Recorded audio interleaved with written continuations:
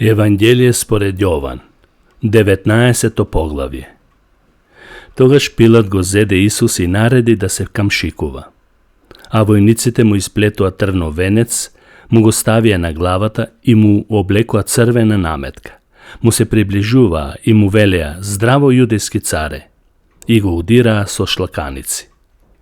Тогаш Пилат пак излезе надвор и им рече: еве, ви го изведувам надвор да знаете дека не најдов никаква вина кај него. Потоа Исус излезе надвор со трновиот венец и црвената наметка врз себе. Пилат им рече: еве го човекот. А кога го видоа, главните свештеници и службениците извикаа: распни го, распни го. Пилат им рече: земете го вие и распнете го, зашто јас не наоѓам вина кај него.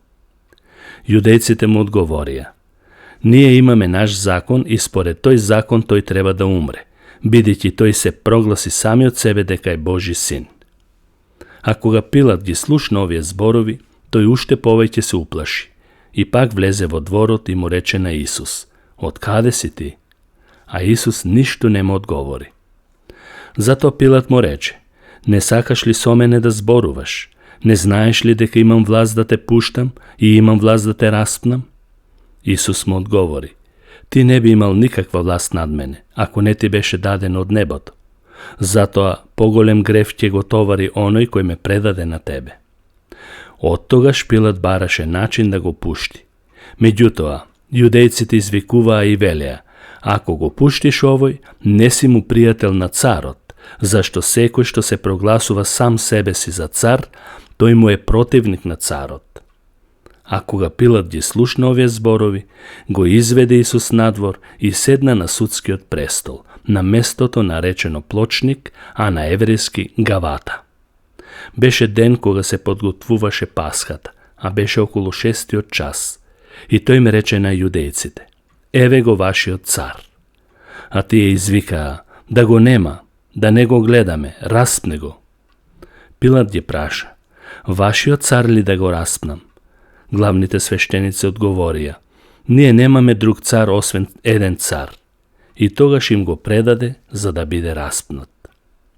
И го зедоа Исус, и тој, носејќи го својот крст, излезе и дојде на местото наречено Череп, а на еврејски се вика Голгота, каде што го распнаа, а со него и други двајца, едниот од едната, а другиот од другата страна, а Исус во средината. А Пилат напише и надпис и го закова над него на крстот, а надписот гласеше вака: Исус Назареецот, јудејски цар.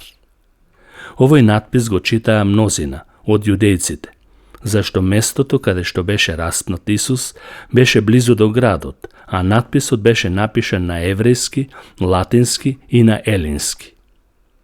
Јудејците, главните свештеници, му рекоа на Пилат: не пишувај јудејски цар, туку самонаречениот јудејски цар. Пилат им одговори: што напишав, напишав. А војниците, штом го распнаа Исус, му ги зедоа горните облеки и ги разделија на 4 дела, на секој војник по еден дел. Ја зедоа и долната облека, а таа не беше шиена, туку исткаена цела од горе до долу. Затоа се рекоа помеѓу себе: да не ја кинеме, туку да фрлиме ждрепка за неа и да видиме чие ќе биде. А со тоа се исполни писмото кое вели: моите облеки ги разделија и за мојата облека фрлија ждрепка. Така и постапија војниците. А до крстот на Исус стоеа мајка му и сестрата на неговата мајка Марија Клеопова и Марија Магдалена. А Исус, кога ја виде својата мајка и омилениот ученик покрај неа, и рече на својата мајка: жено, еве ти син. Потоа му рече на ученикот: еве ја твојата мајка. И од истиот час ја зеде ученикот во својот дом. По сите овие настани, Исус, знаејќи дека се е завршено и дека треба да се исполни писмото, рече: жеден сум. А таму имаше поставен сад кој беше полн со вински оцет и откако закачија на исопова прачка сунѓер натопен со вински оцет, му го принесоа до неговата уста. А кога Исус го вкуси винскиот оцет, рече: се сврши. ја наведна главата и го предаде духот. А бидејќи беше ден на подготовка, и за да не останат телата на крстот во сабота, зашто таа сабота беше голем ден, јудејците го замолија Пилат да им ги скршат нозете и да ги симнат од таму. Затоа војниците дојдоа и им ги скршија нозете на едниот и на другиот што беа распнати заедно со Исус. Но кога дојдоа кај Исус и кога видоа дека веќе е мртов, не му ги скршија нозете. Но еден од војниците го прободе со копје меѓу ребрата и веднаш истече крв и вода.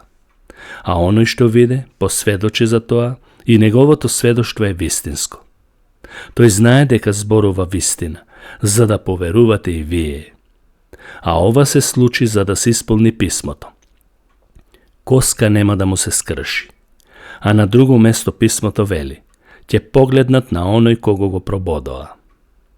Потоа Јосиф од Ариматеја, кој беше таен ученик на Исус, поради страф од јудејците го замоли Пилат да му допушти да го земе телото на Исус. Пилат му одобри. И така, тој дојде и го зеде неговото тело. А дојде и Никодим, кој порано беше дошол кај Исус ноќно време и донесе околу 100 литри смеса од смирна и алој.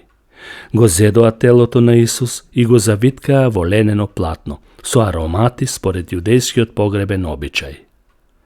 А на местото каде што беше распнат имаше градина. И во градината имаше нов гроб во кој уште никој не беше погребан. И таму го положија Исус поради јудејскиот ден на подготовка, зашто гробот беше близу.